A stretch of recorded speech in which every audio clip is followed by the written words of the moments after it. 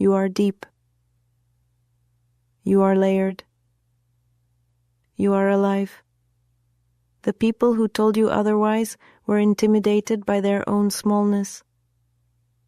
Your fullness reflected their emptiness. Shadow work invites you to reclaim your bigness, to stop apologizing for your existence, to take up space emotionally, spiritually, energetically. The right people won't just handle your depth. They'll honor it. They'll feel safe in it. You were never meant to be small. You were meant to be whole. If you've made it this far with me tonight, you've done brave work. To face what's hidden. To explore the parts of you that long for light. Shadow work is not easy, but it is sacred. And you've walked through it with courage. Before I go, I want to offer you one last thing, permission. To rest now. To release the need to solve everything tonight. To let stillness hold you like a soft blanket. You've earned peace, and you are safe to claim it. As I hand you over to the care of Theolene, a voice of grounded affirmation and gentle clarity, know this. You are not alone. Your healing is valid. Your becoming is beautiful. It's quiet now. The noise of the day has settled, and in the stillness, something rises. Not loud, no, but present. Persistent, a feeling you couldn't name earlier, a tension in your chest, a memory that arrived uninvited, a question that keeps looping. Why am I still carrying this? This hour, this sacred 2 a.m. is not about fixing. It's about witnessing. It's about gently turning inward to the places you've avoided, the shadows, the stories. You don't need to fight them tonight. You don't need to solve them. Just meet them. Sit beside them. Because beneath the ache, there is an invitation. Not to relive the pain, but to reclaim your voice. To say, this happened, and I'm still here. So often we're taught to fear the dark, to believe that if something feels heavy, it must be bad. That if we struggle, we're failing.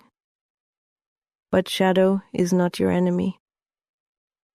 It's a messenger, a guide, a part of you that once protected your heart, even if it did so in silence.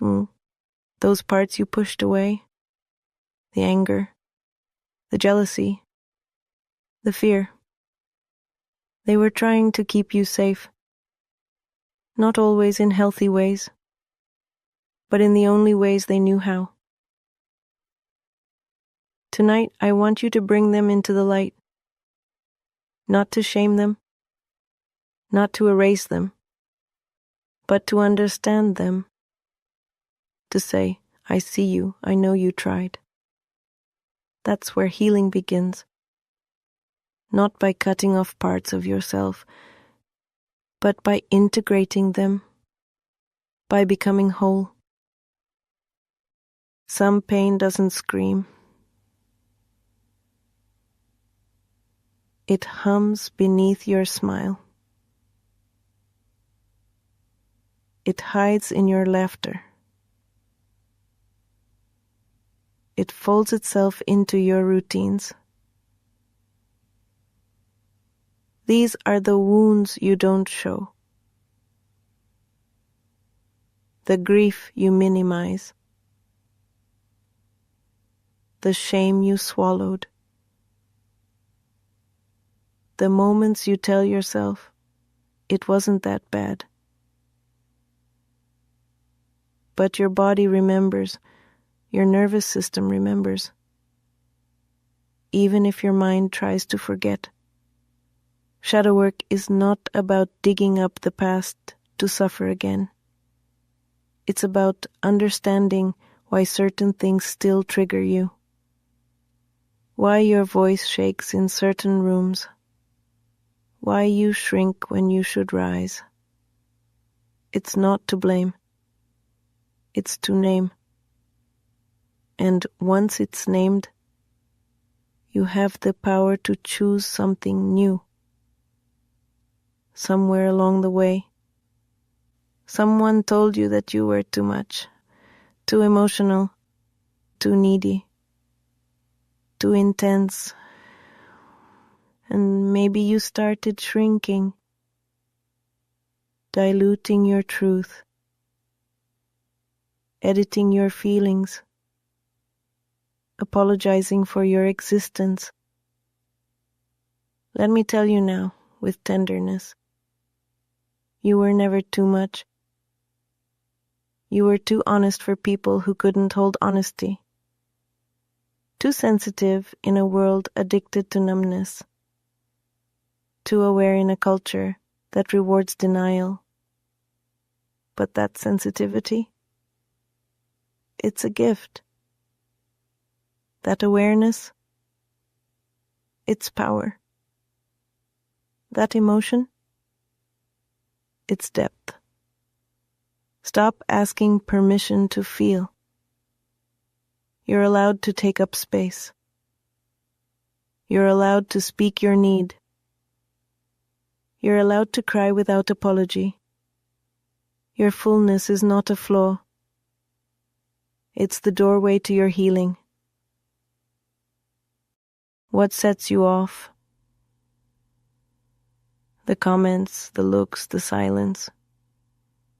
Those are not random irritations. They are mirrors. They reflect the places still asking to be seen. A trigger isn't just a reaction. It's a flare from the nervous system. It signals something here feels unsafe. Not because you're broken, but because there's history. Instead of punishing yourself for reacting, get curious. So, what does this remind me of? Where have I felt this before? What am I afraid will happen? This is the work of depth, of not shaming the parts that still feel raw, but learning what they're trying to protect. You are not your reaction. You are the one observing it. And in that observation lies your power. We inherit more than eye color or last names. We inherit stories, rules, survival codes. Maybe your family taught you, don't talk about feelings. Maybe you learned, keep the peace at all costs. Or, love is something you have to earn. These beliefs live in your bones. Not because you chose them, but because they were passed down. Shadow work is the brave act of questioning those scripts. Who does this belief serve? Is this mine or theirs? What do I want to believe now? You are not here to repeat patterns. You are here to transform them. To become the first to say, this stops with me. It's one thing to not feel safe around others. But what happens when you don't feel safe with yourself? When your thoughts spiral? When your emotions feel too big? When silence becomes a threat instead of peace? This is more common than you think. Many of us were never taught how to sit with ourselves. We were taught to perform, to please, to produce. but not to simply be. So now, when you slow down, your nervous system panics, your shadows get louder, and you feel unsafe in your own presence. That's okay. It's not a flaw, it's a wound. One we can heal. You can learn to be with yourself again. Not as a critic, not as a fixer, but as a gentle witness. And I'm here to guide you in that return. One breath at a time. We often say, I should have known better. But the truth is, you didn't. And that's not a weakness. That's context. You made choices based on what you knew then, on what you had access to, on the support or lack of it around you. It's easy to look back and judge yourself through today's lens. But healing isn't about punishment. It's about compassion. Can you thank the past version of you for surviving? For getting you here? Even if their methods were messy or reactive. They did what they had to do.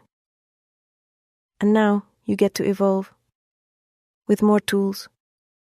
With more awareness. With more love. That's what healing looks like.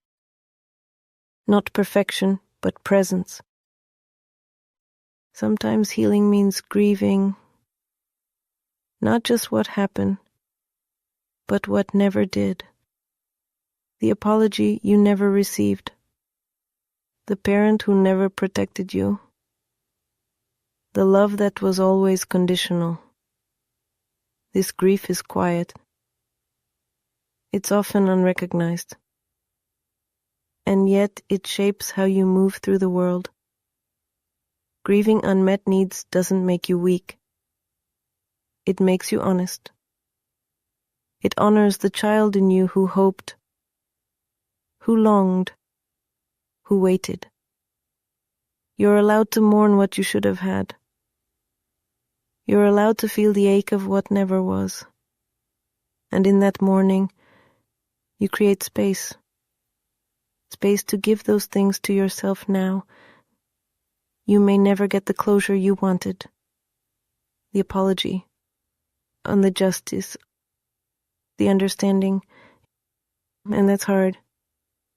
But here's the truth.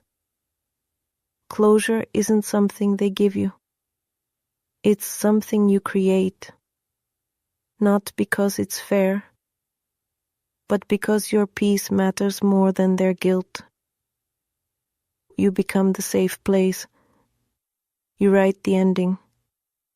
You say, this chapter is closed. Not because it didn't matter, but because you do. Every time you choose to self-soothe, to speak kindly to yourself, to pause instead of react, you become the safe place your younger self needed. That is sacred work. That is shadow work. You say you want to be known, to be loved for who you are, to be understood. And yet, when someone gets close, you flinch, you second guess, you wonder if it's safer to hide. This is the fear of being seen, not the filtered version, not the high-achieving mask, but the real you, the one who has cracked and rebuilt, the one who carries contradictions. Shadow work invites you to unlearn the belief that being loved means being perfect. It asks, can you show up as you are, even if you're messy, even if you're still healing? Because real connection isn't built on performance. It's built on presence. And the more honest you are with you, the easier it becomes to let others in. You've carried so much that wasn't yours, on the moods of others, on the shame of your caregivers, the responsibility to keep everything together. And maybe no one told you. You can put it down. You don't have to absorb what isn't yours. You don't have to fix what you didn't break. You don't have to carry the emotional load for the entire room. It's not selfish to set boundaries. It's not cold to protect your peace. It's wise. It's necessary. Tonight, I want you to practice releasing. Breathe out what isn't yours. Let the guilt slide off your shoulders. Feel how light you become when you choose to only carry your own truth. You were taught to doubt yourself, taught to defer, taught to stay quiet even when everything inside you screamed, no. And now, that silence lives in you. You freeze in conflict. You shrink when it's time to speak. You second-guess your own instincts, but your voice is not gone. It's waiting for your permission, waiting for you to say, I trust myself again. Shadow work helps you hear yourself clearly, to separate your inner truth from the noise of fear, to honor your no as sacred, to honor your yes as intentional. It's not about being loud. It's about being aligned. When your voice rises from your truth, it doesn't need to convince anyone. You've been taught to apologize for needing, to downplay your pain, to handle it all on your own. And maybe you started believing it, that your feelings were too much, that your sadness was inconvenient, that your hurt made others uncomfortable. But here's the truth. You are not a burden. You are a human being with needs, with limits, with emotions. There is nothing wrong with you for struggling. There is nothing wrong with asking for support. You don't have to earn love by being invulnerable. You are worthy as you are, and the people who can love you deeply will love your whole self, not just the strong parts, but the tender, real human parts too. No one talks enough about the loneliness of healing, the way old relationships fall away, the way you start to feel different in rooms you used to belong to. Growth can isolate you. Not because you've become better than others, but because you've become more you. And not everyone will come with you on that journey, that ache you feel. It's the grief of shedding skins, of saying goodbye to familiar dysfunction, of releasing the roles you once played to stay safe. It's okay to miss what you've outgrown. It's okay to feel both proud and heartbroken. That's part of becoming whole. New connections will come, aligned ones. But for now, trust that solitude is not the same as abandonment. It's sacred space. For your becoming, if you were taught that anger is dangerous, you might have learned to swallow it, to convert it into tears, to pretend everything's fine while your body screams otherwise. But anger is a compass. It points to violation, to crossed boundaries, to where your soul says, enough. Shadow work doesn't mean eliminating anger. It means listening to it, learning its language, tracing it to its origin. When you stop fearing your anger, you reclaim your power. You stop abandoning yourself for the sake of harmony, and you start choosing what's honest. So ask yourself, what is my anger protecting? And what does it want me to restore? Sometimes it feels like you're going in circles, like you already healed this part, already forgave that person, already did the work.